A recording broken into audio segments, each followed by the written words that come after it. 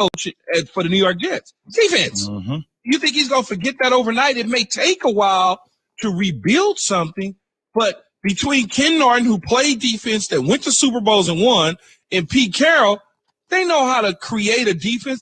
I think people get lost in, their defense is so bad. Look what the Buffalo Bills did to them. They got shredded. This team, just chill. Over time, Seattle's defense will get better. It's time for some straight talk.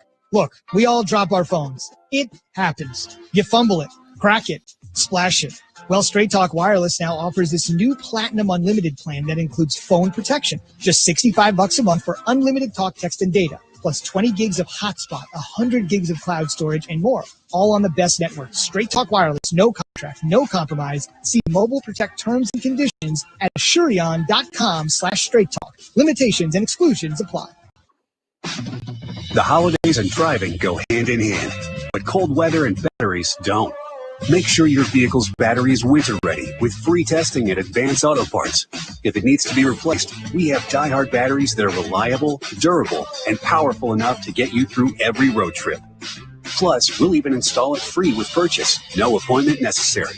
Advance your auto at Advance Auto Parts and participating CarQuest locations. Most vehicles, most locations. See store for details.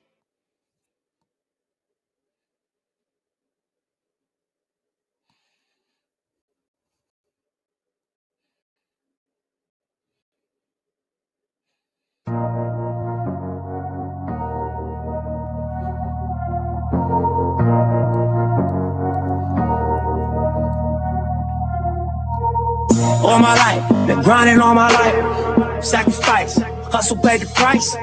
Want a slice, got to roll the dice. That's why all my life, I've been grinding all my life. Look, all my life, Darren Sterling here all my on life. ESPN Kansas City, 94.5 FM, 1540 AM, 1510 AM, excuse me. Darren with you live from Las Vegas, Nevada, site of the Chiefs thrashing that they're going to put on the Las Vegas Raiders this Sunday. It is Football Friday here on the show.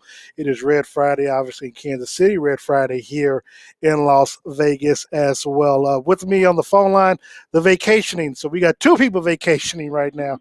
Mr. Sterling Holmes will be joining Steve a little bit later. But Sterling, good afternoon to you, man. I know you are on your own personal island down there in the southern hemisphere of Florida. How you doing today?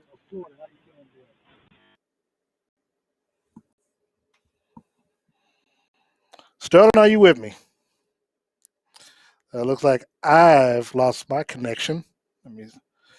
Let's see. On the Las Vegas Raiders. I'm sorry. Now, you have to forgive me, Sterling. I lost my connection out of here. All I heard was Las Vegas Raiders. Wow, Darren. Darren Yeah. out here in Vegas just doesn't care. He's just out here relaxing in Vegas. No, I'm just telling you, I'm excited for Sunday. I'm excited for the Chiefs-Raiders game, this revenge game. I'm excited for Andy Reid off of a bye, and I'm excited for you to get the full experience at at Las Vegas. Well, you know me, Vegas is not.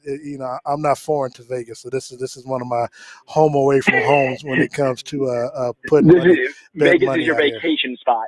Yeah, exactly. So look, no, in all seriousness, obviously, the big game is Sunday night.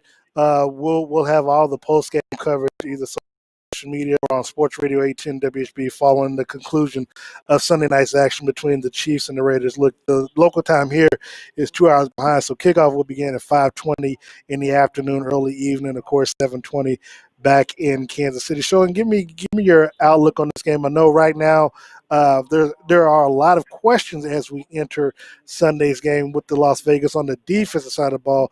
They still have about 10 players that are on the COVID-19 reserve list at the moment, 2 players that have tested positive that won't be playing in the game on Sunday. So they have an opportunity to get 8 of their defensive players back on Sunday if they continue to test negative between now and Sunday. Your thoughts on this matchup?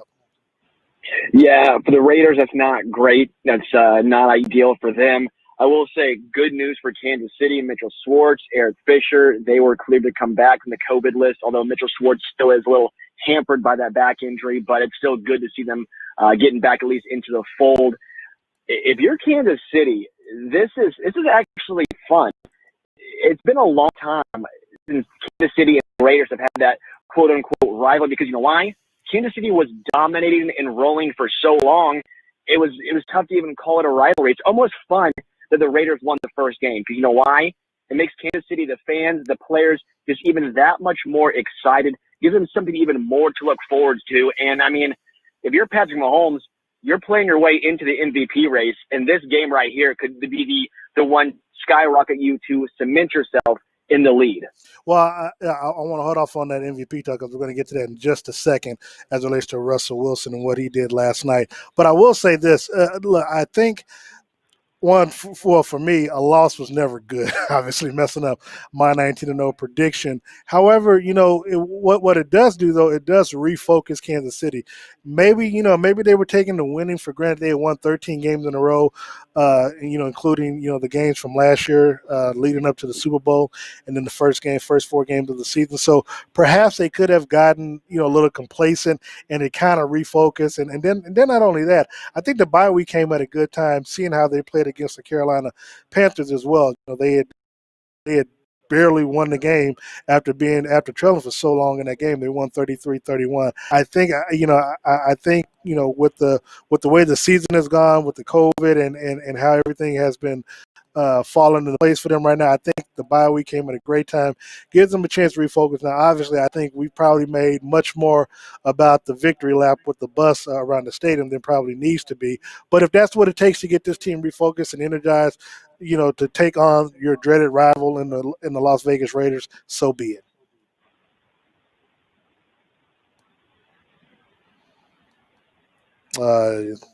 Did we lose Sterling again?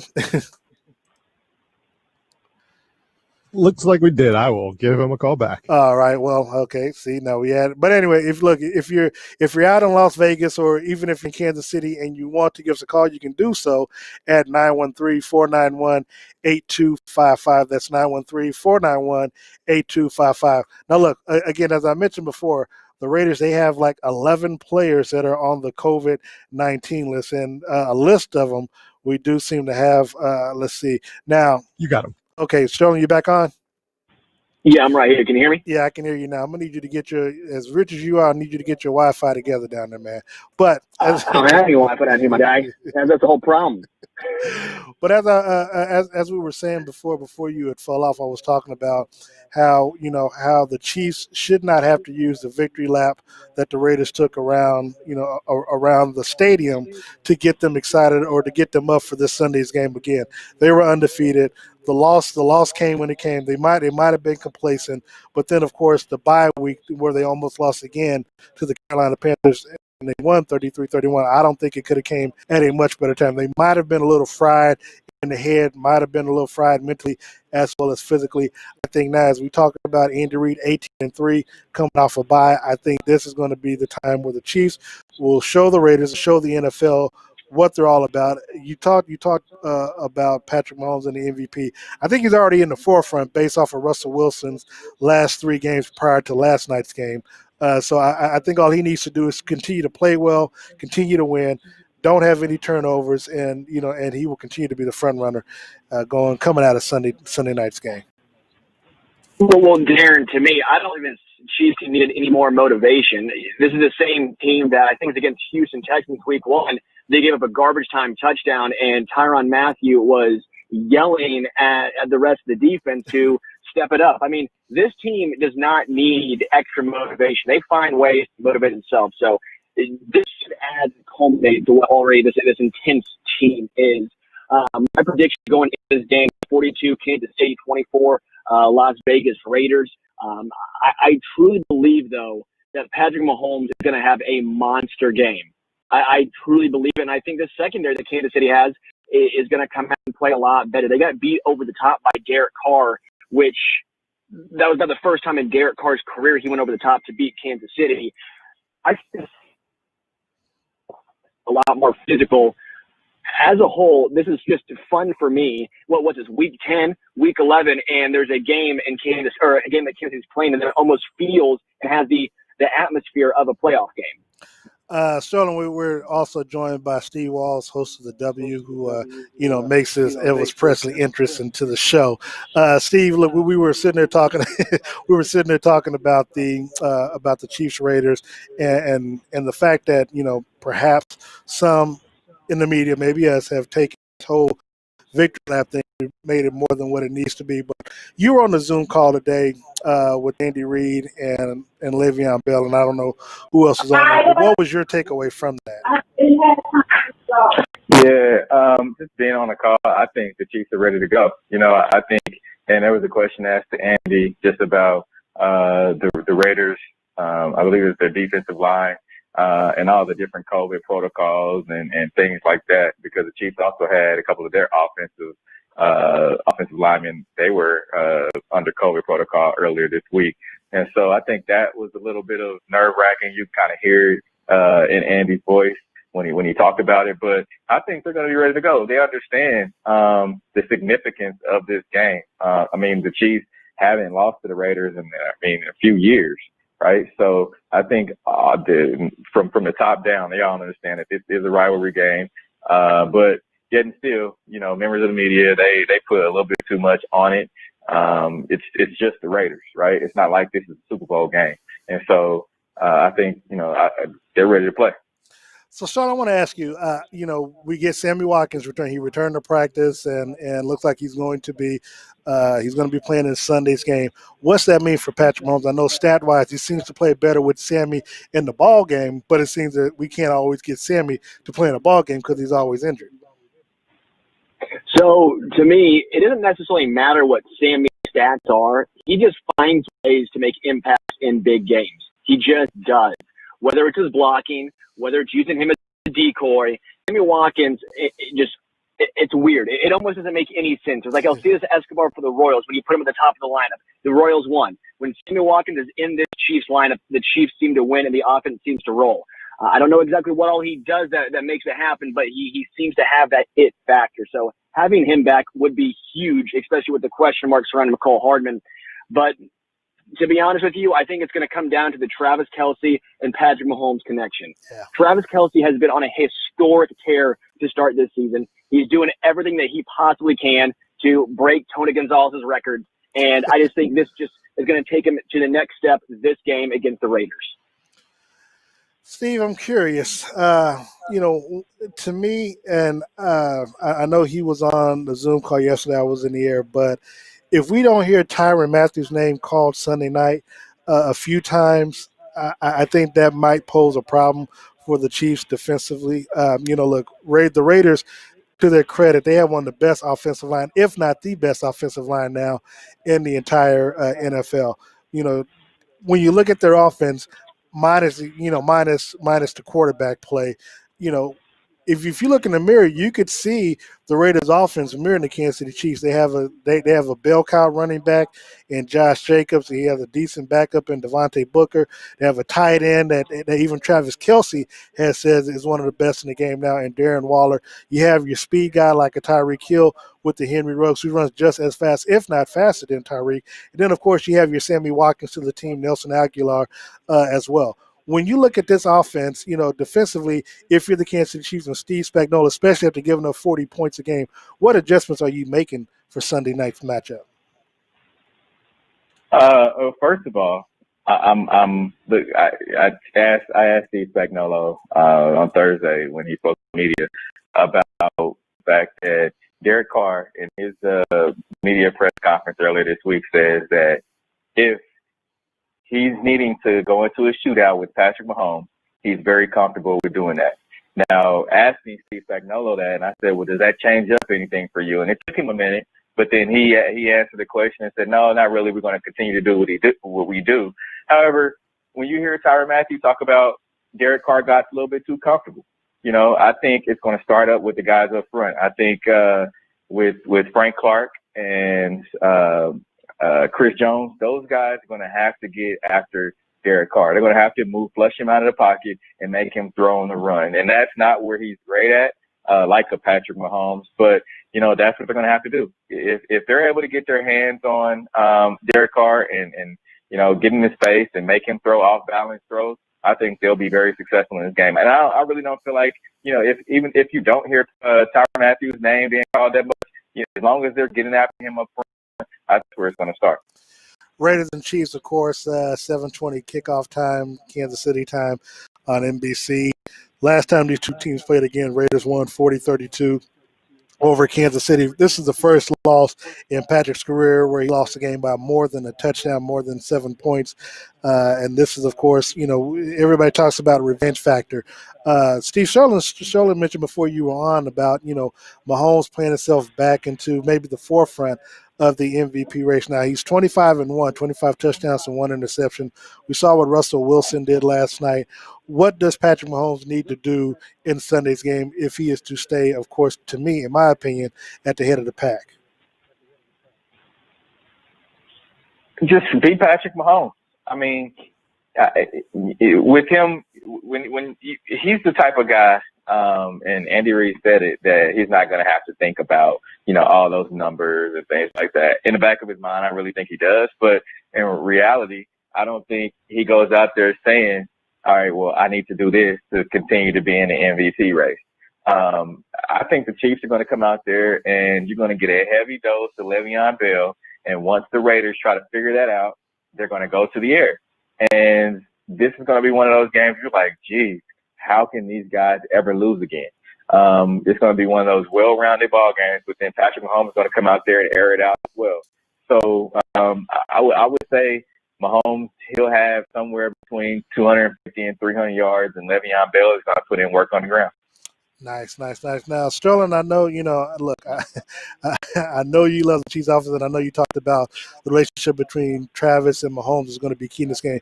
But if you're the Raiders, what do you think their key to victory is going to be? Do you think it's going to be trying to obviously duplicate what they did in Kansas City with running the ball with Josh Jacobs and then trying to hit him over the top with Henry Ruggs?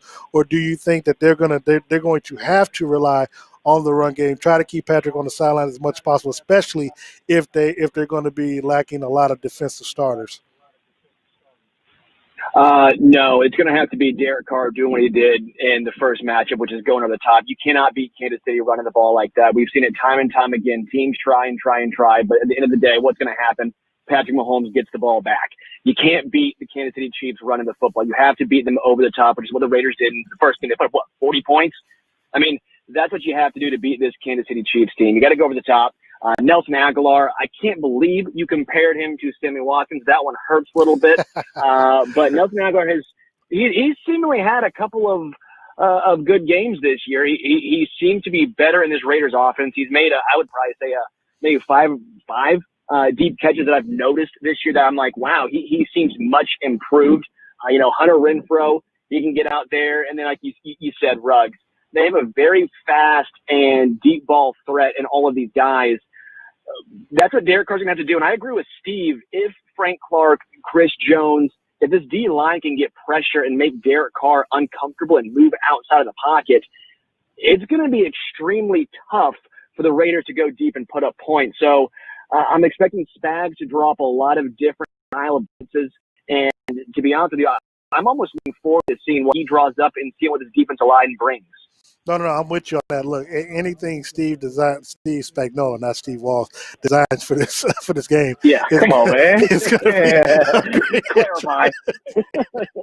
going to be a great interest. But look, to your point about Nelson Aguilar, look, I kid a little bit, but you got to remember, Sammy, while he would be a number one on a lot of teams, the man can't stay healthy. I mean, that's now Nelson, obviously, when he was with Philadelphia, had an issue with catching the ball and stuff. I think the running joke then when he tried to catch a touchdown pass or something, he couldn't.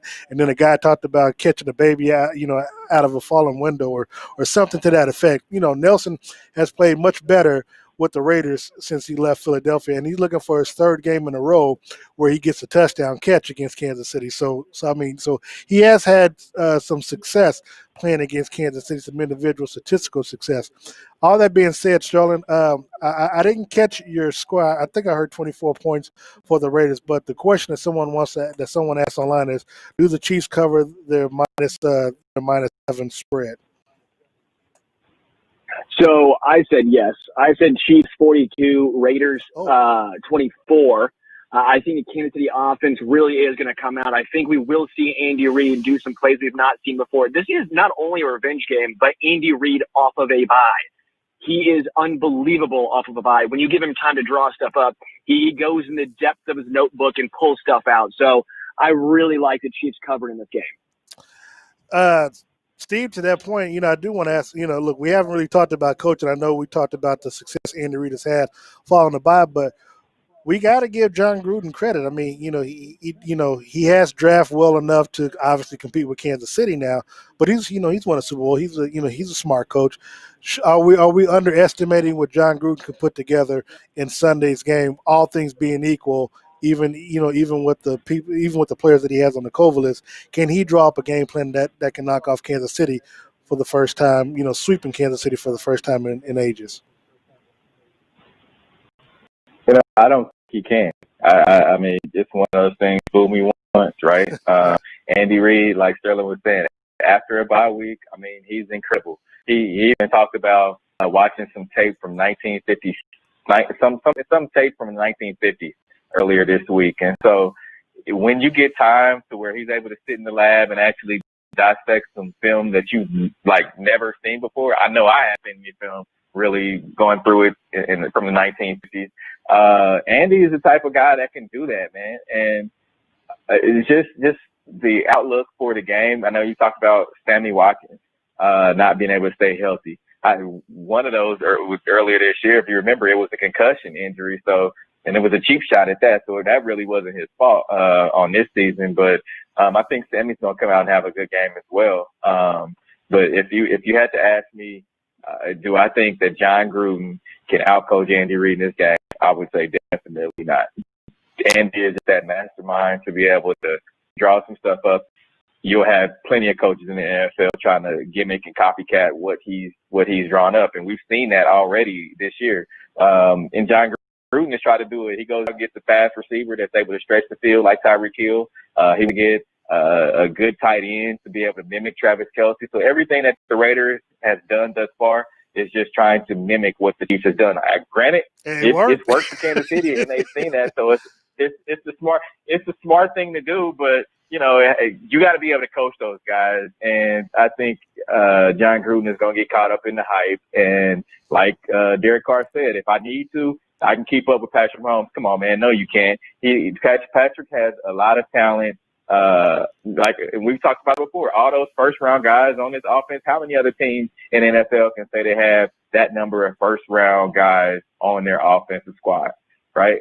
So I don't think that this team will be able to keep up, and I don't think John Gruden will be able to keep up as far as with Andy Reid as well. What's your score for Sunday's game?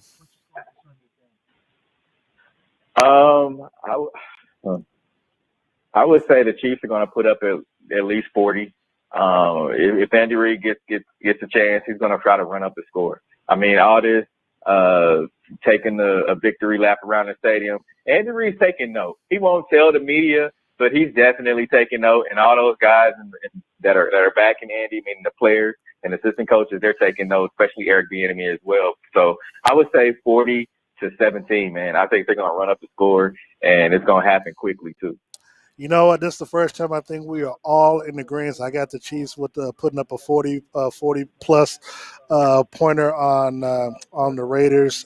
Look, I don't know. I guess I would have the game a little bit closer if I knew the defensive players, who was going to be playing, who's not going to play. But I think at the end of the day, it's not going to matter. I think the Chiefs are going to get started early. And for once, I think they're going to constantly score where you don't see a situation in the game where they kind of take a lull throughout the game. So I think Kansas City wins the game. I believe they cover the point spread, but since I'm no longer betting the point spread, it doesn't matter. I got them winning straight out. I got the Chiefs 42-21 over the Raiders. Look, we're going to take a quick timeout. When we come back, we'll go through the rest of the Week 11 slate of games, picking our winners, and talk about this MVP race. Keep it locked in to Darren Sterling right here on ESPN Kansas City, 94.5 FM, 1510 AM. It's Menard's last 11% rebate sale of 2020. And we have what you need to keep your home safe. Kidde is the leader in smoke alarms, carbon monoxide alarms, and fire extinguishers. Get peace of mind and save 11% on all Kidde home safety products. Stop into Menard's for the last 11% rebate sale of 2020. Savings are good until November 25th. Savings are mail-in rebates. Some exclusions apply. See store for details. Save big money at Menards. We're doing things we love, and that's making people happy. Because we've always done it. And that's how we'll continue driving forward. Our 2020 Camry Hybrid, now $3,000 cash back or 0% APR for up to 60 months. Does not include $299 dealer fee on approved credit. See dealer for details. Offer ends 11/30/20. Crown Toyota, 3400 South Iowa, Lawrence, Kansas. The American dream, home ownership. Now, is that true? Sometimes owning a house can be a problem, an ugly problem. Repairs, taxes, just mowing the yard. What we've learned is with every ugly problem, there's a beautiful solution. Let us be that solution. WeBuyUglyHouses.com. Call us today. We're the We Buy Ugly Houses people. 1-800-44-BUYER or WeBuyUglyHouses.com. Call us today. Get rid of that ugly problem. 1-800-44-BUYER. We're the real ugly house guys. When do you think about your insurance? Chances are it's when you're paying your bill or filing a claim. At Briar Payne Mead, we always think about your insurance. It's what we do. Buying a car, having a baby, building a home, starting a business. Then it's time to call BPM at 913-681-099 or visit us on the web at bpminsurance.com. Great service and extremely competitive rates from the top-rated companies. Briar Payne Mead, 913-681-099. That's 913-681-099. Hi, I'm Jordan, president of Digital Lagoon, a web and design agency. This year, I'm proud to be celebrating 25 years in business. Here at Digital Lagoon, we can provide you with a strategic digital marketing strategy. With the implementation of social media, SEO, and online advertising, these programs are proven to improve your website traffic. Let us collaborate with you to structure a plan and cut through the digital noise. Check us out at lagoon.com. That's lagoon.com. SelectQuote is hiring advisors in Kansas City. I'm Joel Clark, a SelectQuote advisor for the last 17 years. We have great training compensation, no cold calling, you can work from home, and it's a fun environment.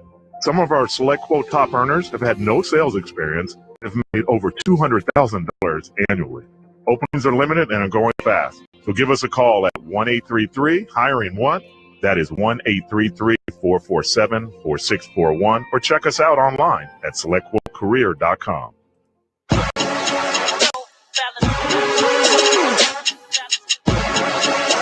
All right, we are back here on Darren Sterling here on ESPN Kansas City, 94.5 FM, 1510 AM.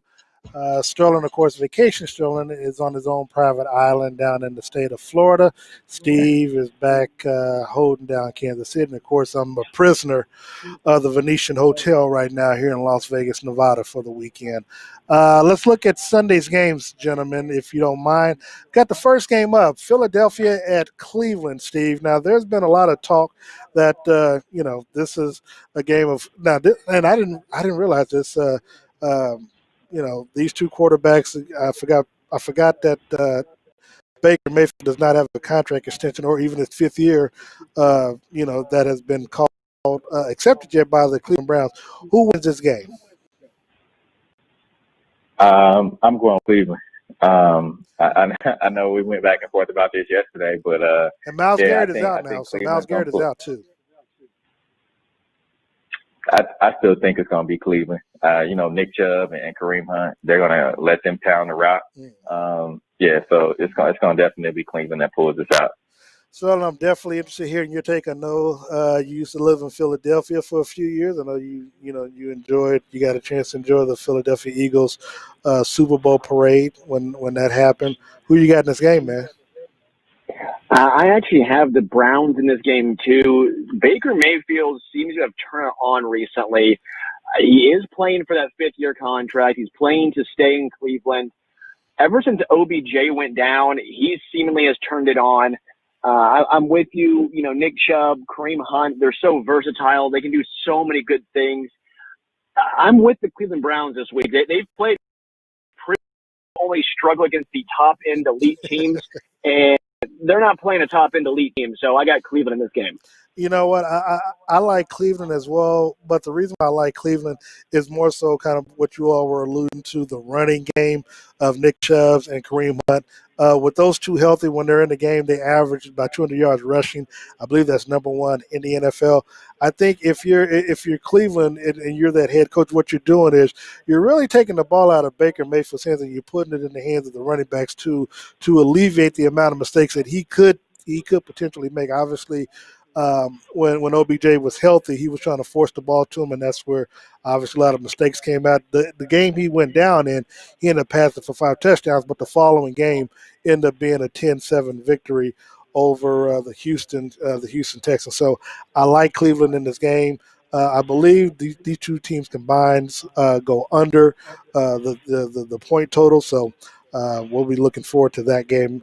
Now, the big matchup in the early part of the game, you got the Atlanta Falcons at the New Orleans Saints. It was announced today that Taysom Hill would be the starting quarterback, not Jameis Winston. Steve, I don't know if that did anything to your potential betting or anything, but I really don't know how to take it. Obviously, New Orleans is number 2 behind Green Bay in the NFC playoff standings. They're 7-2. Atlanta's 3-6. How does this game shake out? Ugh, man, that kind of hurt my heart, man. Exactly. I saw Taysom Hill was going to be taking over. It's going to be a lot of unders. Yeah, man. I thought that it would be Jameis Winston. I know we talked about it, and it's just like, dang, when Jameis Winston, because, Jameis Winston's going to go out there and try to be a gunslinger. Oh, yeah. Although his interception ratio is crazy, but we said that he was going to go out there and try to be a little bit more conservative, but he has a lot of weapons as well that he's able to throw to. But it may be that New Orleans will still win this game. You can put anybody back there, and Alvin Kamara is still going to do what he does. Michael Thomas is still going to go off. So all that being said, I have New Orleans to win the game. Sterling, what about you, man? This is a game that, again, it's making me rethink life with some of these parlay bets or whatever. But, I mean, I have New Orleans winning the game, even though Atlanta, they've won 3 of the last 4 games since firing Dan Quinn. How do you think this game shakes out on your end? I still have the Saints winning. I don't know how much I believe Sean Payton with Taysom Hill being the starter. If he's a starter, I don't know how long it's going to be for. I think both would get time in the event that Drew Brees misses, 4+ weeks. Because Drew Brees, by the way, is still not placed on the IR, which is a minimum 3 games. I think the Saints offense actually looks good in this game. And the reason why, Wildcat offenses typically work for a week or 2. When teams haven't seen a Wildcat offense in how many years, and they consistently do this, I think it's worked for a week or 2 until teams catch on and pick up what they're doing. But this week, I think it actually worked. The Atlanta Falcons defense is miserable, so I got the Saints still in this one. All right, next. And it was just announced 15 minutes ago by Tom Pelissero that Drew Brees has been placed on the injury reserve, so he's out at least 3 games. Yeah, Adam Schefter just announced it 15 minutes ago. Doesn't matter. Yeah, so go Saints. Right. No, I'm with you. Next up, we got the Cincinnati Bengals at the Washington football team. I think this is the first win for Alex Smith as the starter since with his return. Last week he passed for 390 yards. Didn't get in the end zone at all, but they did play down to the wire against the Detroit Lions. Sterling, how did it shake out to you? I actually have the Cincinnati Bengals in this game. I think that Joe Burrow is going to hit up with a lot of his young wide receivers, Tyler Boyd and T. Higgins. T. Higgins has really stepped up recently. Those 2 guys, he has a very good connection with. So I like the offense of Cincinnati, even if their defense is porous. But I'm still going with the Bengals in this one. Now, Steve, to that point, though, the one stat I don't know if Sterling knows that the Washington football team, they have the number 1 ranked passing defense. So, when you talk about what he's going to do, look, they have a record of 2-7, but to still be number 1 in the NFL in passing defense, you can't really slouch on that. What say you? Went back and forth about this game. not only just the winner, but the over-under as well. I think it's going to be Cincinnati. Cincinnati's going to pull this thing out. As much as we want Alex Smith to do well, and coming back from an injury like he had with the leg injury, and losing 2 games straight and almost bringing his team back from a large deficit in both games, I still think Cincinnati's going to pull out this game. It's not going to be this week for Washington to get a win. Yeah, somebody has to win this game. Both teams coming in with two wins on the season. Next up, Detroit, Carolina. They still haven't added, or they may have just added this game to the bet site. Steve, I know I haven't seen it. Thankfully, I hadn't bet on it. Didn't get a chance to bet on it all. But the Lions, they're going to be without wide receivers Kenny Golladay and Danny Amendola for Sunday's game against the Panthers. Now, I also believe that the Panthers are going to be without starting quarterback Teddy Bridgewater, along with, of course, Christian McCaffrey. So who you see winning this game, Steve? I got Detroit. Christian McCaffrey is being out is one thing, but then when you have your starting quarterback out as well, that just can't bode well, man. So I think Detroit's gonna make it happen. Sterling, how you see it? I mean, obviously they're going to be missing two of their starting wide receivers. They're going to rely on Adrian Peterson or what? I think Swift is now taken over up there in the backfield, but I still like Detroit. The reason why, Steve touched on it. If you don't have your starting quarterback and the way the NFL is trending as a passing league, you're sunk. I like Matt Stafford over whoever they're going to throw out in Carolina, so I'm going to go with the Detroit Lions. I'm with you on that. We all got Detroit on this one. Now, the next game, you got Pittsburgh Steelers at Jacksonville. Jacksonville put a scare in the Green Bay last week, losing them by 24-20. Can they keep the game within 10 points to the Pittsburgh Steelers on Sunday, Sterling? Yes, they keep it close, but the Steelers will still pull it out. The Steelers, to me, don't seem like a team that's going to blow out a lot of guys. I know that defense is great, and the offense for the Steelers should be pretty good, but they've had a lot of scares this year. The Steelers haven't had a whole bunch of easy games. Jacksonville likes to play teams close, so I think it's going to be a close game, but the Steelers still pull it out. Steve, what say you? Of course, they're 10-point favorites, but after a conversation with you, I no longer bet the point spread. So, I feel much comfortable picking Pittsburgh in this game. I'm not gonna let you sit up here and talk me into picking Pittsburgh, man. What? I think James Robinson's gonna have a day. He had a day last week, 109 yards. And Jacksonville, they almost had a taste of success last week against Green Bay. Now, I'm not saying the Green Bay Packers are anywhere near the Pittsburgh Steelers right now, but I am going to pick the Jacksonville Jaguars to win this game. Heard it here first. They're 1-8, Steve. Are you serious? I am serious. They're going to give Pittsburgh their first loss of the season. Okay, now I already owe you some wings from a game from last week. I know I have not forgotten, but let's go double or nothing on this one. I'm not taking that bet. Nope. I'm not doing it. Okay. Not this bet. Oh, okay. Well, let's just do it straight up. You ain't gonna sucker me into that bet. Hey, you can't blame me, can you, Sterling? You can't blame a guy. Next up, though, now this is going to be an interesting matchup because both of these teams are, you can say they're on the decline by the way they've been playing the last 3 weeks, Sterling. But Tennessee, Baltimore, help me pick a winner in this game. This one was extremely tough for me to pick. Yeah. I'm going with the Tennessee Titans. Me too. The reason why is I just don't trust Lamar Jackson to throw the ball. I mean, I don't know what happened to him, but he has regressed. He's not taking that next step that I thought he was going to take. He's struggling with the ball down the field outside of the numbers. And Ryan Tannehill's been a very good quarterback ever since he got inserted in the starting lineup. I'm going to the Tennessee Titans here. Steve, like him, I've got to the point now with Lamar that, if you force him to just be a passing quarterback, he's not going to be able to do it. Tennessee, they're just a much more balanced team as it relates to both offense and defense compared to what Baltimore has been shown on the field. They can hit you with a large dose of Derrick Henry.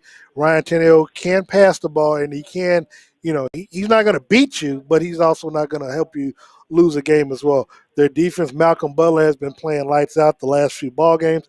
I like Tennessee over Baltimore. What say you? I do too, man. If the thing about it is, and it's a little confusing when you look at this Baltimore offense. I mean, on paper they look great. I mean, you think that the team as a whole looks great, man, on paper. But when Lamar Jackson came out last week and said that I don't know about our offense right now because like the opposing defense are calling out our plays. I mean, when you come out and say that, it's kind of like you don't have confidence in your own offense, or for that matter, you don't have confidence in your own ability. So I got to go with Tennessee on this because until Baltimore is able to figure it out offensively, they're not going to win. Yeah, I'm about to take a few bets to cover myself. But, yeah, we all got Tennessee in this game. Final early game, you got the New England Patriots at the Houston Texans. Sterling, is this a game where Deshaun Watson and the Texans can upset the Patriots at home? Yes, I have Houston in this game. I don't like the New England offense right now. The defense is okay, but New England they don't look very good. Houston, to me, seems like they could be a team that gets hot. I'm not saying make the playoffs, but I think a team that could play spoiler down the road. They have a very good offense, or they should on paper. The Brandon Cooks, Deshaun Watson connection has been increasing week after week. So I do like the Houston Texans in this game. Only problem with that, Sterling, is that they only scored 7 points against Cleveland last week. I get it. Do you think they have back-to-back weeks, though? Do you think you can keep Deshaun Watson, Brandon Cooks, Cobb, Fuller, all these guys down for multiple weeks? I don't think so, and that's why playing the law of averages here, Darren. Playing the law of averages. Okay. Steve, what about you? Because I can't lie. Look, Sterling makes a compelling case, but I can only go by the eye test, and my eye test right now has me going New England. They were 2-5. I know they won the last 2 games in stunning fashion, so to speak, but they still won. I mean, they did knock off Baltimore. Obviously they won their game last week. What say you? Who you got in this game? I'm going to have to agree with Sterling on this one. I think Houston, unlike Lamar Jackson, I think Deshaun Watson has a little bit more ability than that. He's going to be able to but and he can pass the ball as well. So I don't think they're going to have another down game. 7 points is just unacceptable, and I think he understands that. And that's not going to win any games in the NFL these days. And I think this is going to be his bounce back game and possibly a push to try to make a playoff spot. So I take it you don't want to do a double or nothing on this one, huh? I doubt it. Nah, not going to happen. See, you ain't that confident. Late afternoon games, Miami at Denver, of course. Tua Tagovailoa against Steve's quarterback, Drew Lock, Denver Broncos. I got Miami in this game. Steve, who you got? You know what? I don't even know if Drew's playing because he had an injury last week. I haven't seen anything to where he may be out, but I still got Miami in this game. I mean, they're playing well, so Miami's going to definitely be the Denver Broncos. Well, yeah, I got Miami too. I mean, the reason why I have Miami is it's tough to keep saying that the special teams and all the great stuff they're doing there is going to keep up, but that defense looks legit. Tua is taking care of the football. They're playing smart football, complete football, and I just like Brian Flores so much as a head coach. They are really doing a great job of this rebuild. Well, according to Broncos coach Vic Fangio, he says he's going to see how Drew Lock feels Saturday morning after throwing in practice the last couple of days before making a decision on whether or not Drew starts on Sunday against the Dolphins. So right now he's listed as questionable, Steve, according to what you were just mentioning moments ago. Next up, we got the New York Jets at the Los Angeles Chargers. We'll make it real simple. I got the Chargers. I'll second that. I got the Chargers as well. The Jets, they're going to be in the running to get the number 1 pick. That's all I can say about them. Sterling, you got I agree. I'm going with the I'm going with the Chargers, but I will say this. If there was a game the Chargers were to lose where they have the lead the entire game, then all of a sudden someone fumbles it or a pick six, this would be the game. But I'm still going to go with the Chargers. That's funny. Okay, now look, the 2 games in the late afternoon, Dallas, Minnesota. Steve, who you got? I'm going with Minnesota, man. Dallas just for whatever reason, they've got to take that L bug, if that makes sense, man. They're gonna take yet another L this week against Minnesota. Sterling, what say you? I got Minnesota as well. I think Dalvin Cook's going to run all over the team. Everything is bigger in Texas, including the losses. So keep piling up in Dallas. I got Minnesota as well. I love that. Last game, you got Green Bay at Indianapolis. Now, this is a tough game. I mean, now Indianapolis is a 1-point favorite over the Packers, and maybe it's because of how the Packers looked last week against the Jacksonville Jaguars. Steve, you going with the Colts, or you got an upset brewing with the number 1 team in the NFC?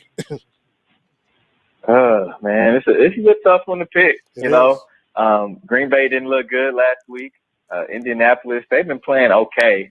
I wouldn't say they're, phenomenal or anything like that. But the thing about the Colts is their defense has been playing crazy good, right? But so I'm going to have to go with the Indianapolis Colts on this one. Oh, okay. Sterling? Steve, I thought I was going to be the one making the upset pick here or making the more surprising thing, but I am also going with the Colts. With you. The defense of Indianapolis is very good. They have a lot of weapons on offense. Phillip Rivers spreads the ball out a ton, and it's tough to, focus in on one guy for the Colts. It's very tough to say, let's focus on Naheem Hines. Let's focus on T.Y. Hilton. Let's focus on, whatever, Pascal. They have so many guys, and he spreads it around. It honestly makes it tough for defense to key in on, and that O-line's very good. I have the Colts in this game, and they're surprisingly, looking a lot better than most people thought going into this season. Well, I guess I'm the only one taking the upset. I guess I got the Packers winning Sunday against the Colts. Devontae Adams is cleared to play. I know he had an ankle injury, but he's cleared to play. They also get their 2 starting cornerbacks for Sunday's game, but they may not have Alan Lazard. So at the end of the day, I think that the scare. And the fact that Green Bay is number 1, hopefully, and it's just me thinking, hopefully they will take that into account, know that they need to play well to stay ahead of the Saints and everyone else. And I think they do that. And at the end of the day, I think the Packers take the upset win on the road. And I think this is going to be a great game. So this is going to be the game I'll be watching closely, obviously, before the Chiefs game on Sunday night. So that's going to do it for our picks. Take a quick time out. We'll come back and end the show live from Las Vegas. This is Darren Sterling with Steve Walls here on ESPN Kansas City. A KC tradition since 1957, Hereford House is a locally owned steakhouse that has served generations of Kansas Cityans. Hereford House exclusively serves certified Hereford beef, which has been proven to be naturally more tender and flavorful than other brands. All their steaks are aged 21 days, hand-cut daily, and grilled over an open charcoal flame. This process provides a wonderful aroma and delicious flavor that cannot be duplicated by any other cooking method. Hereford House, Leawood, Independence, Shawnee, and Zona Rosa. Rock your home with new tops from Kansas City's best countertop fabricator, Rock Tops. They custom fabricate and install stone surfaces that will make you fall in love with your home. Making homes look incredible is Rock Tops' thing. Being nice just comes naturally. Rock Tops offers carry-out samples and virtual or in-home appointments. Call 913-782-0802 or go to rocktopskc.com. Mention 810 Rocks to receive 10% off right now. Update your home during Menards' last 11% rebate sale of 2020. Get 11% off all Mastercraft door systems. Choose from our in-stock selection, including pre-finished doors. Or design your door for free in-store or on Menards.com with our door designer. Stop into Menards for the last 11% rebate sale of 2020. Savings are good until November 25th. Savings are mail-in rebate. Some exclusions apply. See store for details. Save big money at Menards. Hey, Kansas City, there's a new whiskey in town, and it's a really big deal. The Holiday Distillery is excited to introduce Wicked Pickle. a spicy pickle-flavored whiskey that is equal parts spicy and sour. This one-of-a-kind whiskey is a take on the classic pickleback shot, mixed to perfection all in one bottle. Enjoy Wicked Pickle as a shot, straight or chilled, to experience the full spicy and sour effect. Available now at McCormick on Main in Weston and coming soon to a store near you. Be sure to enjoy Wicked Pickle responsibly. Another reading from the Golden Oak Lending Book of Mortgage Lingo. What is a cash out refinance? It's doing a cannonball from your porch. Watch out! That new car smell. A new college graduate in the family. With a BA in business and a minor in medieval Renaissance poetry. Reading the words paid in full. Woohoo! Did it! At Golden Oak Lending, we speak mortgage and love translating it for our customers. Right now, rates are at a low 2.5%. Call 913-890-GOLD or visit us online at goldenoaklending.com and talk with an experienced local loan officer who will guide you every step of the way. NMLS 114937, 2.5% fixed, 2.655% APR on conventional 15-year mortgage with 30% equity and approved credit. JLB Corporation, 8595 College Boulevard, Overland Park, Kansas. All right, welcome back to Darren and Sterling on ESPN Kansas City. I want to let you all know that, of course, it's holiday season. Gates Barbecue, of course, they're at 5 different locations around the metropolitan area. We'll be having turkey legs along with yammer. So you can make it a combo for only $9.75 all day, every day through the holiday season, as well as their nooner that, of course, as Sterling loves so much when it comes to the choice of beef, ham, or turkey on buns with the burn ends is now $5.95 every day from 11 to 2 p.m. And so make sure you go stop by one of the 5 locations. Of course, if you like their wings like I do, you can now get them over on the main at the main location in Kansas City. Gentlemen, look, it was just announced today that the Toronto Raptors are going to be calling Tampa home to open the NBA season. Want to get you all's thoughts on that. You know, go ahead, Sterling.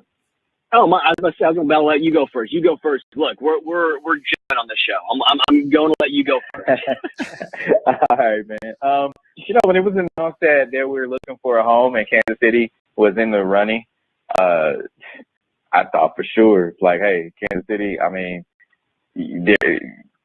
with Patrick Mahomes pitching, making a pitch to them, you know, during his own press conference, Andy Reid as well, saying, you know, Kansas City is a good sports town, family oriented, that sort of thing. I thought for sure, I'm like, hey, Kansas City might be the number 1 pick for them. But then I got to thinking about it, and I'm like, okay, well, now that Tampa is in the running, the NBA just did a whole bubble in Florida.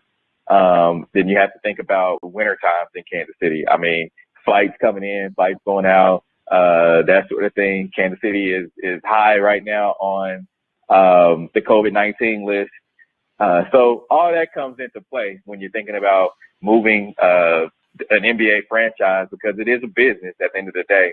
And I think they may have had a little bit more. They may have been in touch with a little bit more in reality, if that makes sense, being down in Florida during the bubble. So they're more familiar with just being down there. So I think that's the reason that they chose Tampa Bay. John, I got to say, I never knew that Tampa was even in the run. I knew they talked about Louisville. I know there was talk about Buffalo or somewhere in New York. Your thoughts on that? Yeah, I'm really surprised that they're going to Tampa for this.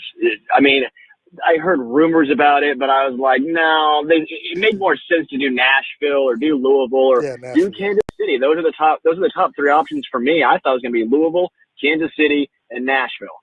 And then Tampa came out. You know, they're not, I mean, again, Florida's not doing great with COVID numbers, obviously, either. And it's not like it makes much sense. I mean, if you're in Toronto, it's going to be tough to, I don't know, just to me, it makes little sense to me. Obviously good for Tampa, but it's not like the Miami Heat have the best fan base. It's not like the Tampa Bay, Rays are known for their fan base. So to me, it doesn't make a whole bunch of sense. I know fans aren't really going to games, but as far as who's going to be watching games, to me, that makes a huge difference. And Kansas City has a great TV market. So I don't know. It's kind of a head scratcher, but I'm sure the players will like it being there with the warm weather. Yeah, I can't really argue that. I mean, it's again, for me, I was just shocked. Now, granted, I think Tampa Bay had just won the Stanley Cup, obviously, the Lightning. So yeah, I guess that didn't hurt, didn't hurt at all for them. I mean, I think when you ask a bunch of 21, 22, 23-year-olds, they have a couple of older guys on their team. Yeah. But for the most part, if you say Florida, Kansas City, you're going to choose Florida. I know I would, just for the weather. And you just came from being down in Orlando, which is, I know, a little bit further south. But, I mean, it's still Florida. It's still, warm weather, and they're more familiar with that than being, and trying to come to Kansas City. All right, finally, gentlemen, LaMelo Ball doesn't think his father, LeVar Ball's game of one-on-one against Michael Jordan is going to happen. Of course, he was introduced to the local media today, I believe via Zoom. No, actually, I take it back. It was at the Spectrum Center today. Sterling, disappointed that this might not happen. LeVar Ball said he would kill Michael Jordan in his prime going one-on-one. Of course, Michael Jordan, to his credit, didn't want to dignify, but he said, but because you asked the question, he did say that LeVar couldn't beat him if Jordan was one-legged. So what are your thoughts on that? I'm glad it's over. I'm glad we can stop talking about LeVar Ball versus Jordan, because that's just a joke. LeVar Ball versus Brian Scalabrine. I'm still taking Brian Scalabrine. So, I don't think you're going to talk much about this. That's kind of cold, Steve. Yeah, man. LeVar Ball made these crazy, outlandish comments, man, just to sell sneakers, just to sell a brand. I mean, you got to realize Big Baller brand. It was a brand, and it still is a brand. So he had to shake up the news cycle just a little bit to get his name in rotation, and he did just that. And making an outlandish comment like that, like the greatest basketball player of all time, you're going to be able to beat him. Maybe now, that he's 60 years old, and LeVar Ball is what, 50, maybe 60 as well. Nobody wants to watch that, but just. Hold on, I don't need you to be disrespectful to the GOAT. Michael Jordan is 57. LeVar's only 53 now. I can't have you add years to. Still, 50, 57, 60. So once you get a little bit older in age, all the numbers are the same, right? You're only as old as you feel. So that being said, LeVar was just saying that he really didn't mean it. He was just trying to sell tickets. But at the end of the day, it's over, and nobody really, at the end of the day, cares about it for real. All right, Sterling, look, man, you have a safe weekend. I know we'll talk with you again on Monday. Steve, I know everybody can hear your show. I'm going to let them know they can tune in tomorrow, 11 o'clock a.m. on 100.1 FM, as well as Facebook Live to watch the W and to listen to the W. Gentlemen, have a great weekend. Steve, you and I will talk, obviously, this weekend as we get more of these bets in for the game. Again, remember, Chiefs, Raiders, Sunday Night Football. I'm here in Las Vegas. We're taking bets. You know what to do if you want the bets taken. I'm here all weekend at the Venetian. Come by and see me. Until then, please wear your mask, social distance, and be safe. Until Monday, this is Darren for Sterling and Steve. You've been listening to Darren and Sterling here on ESPN Kansas City Radio.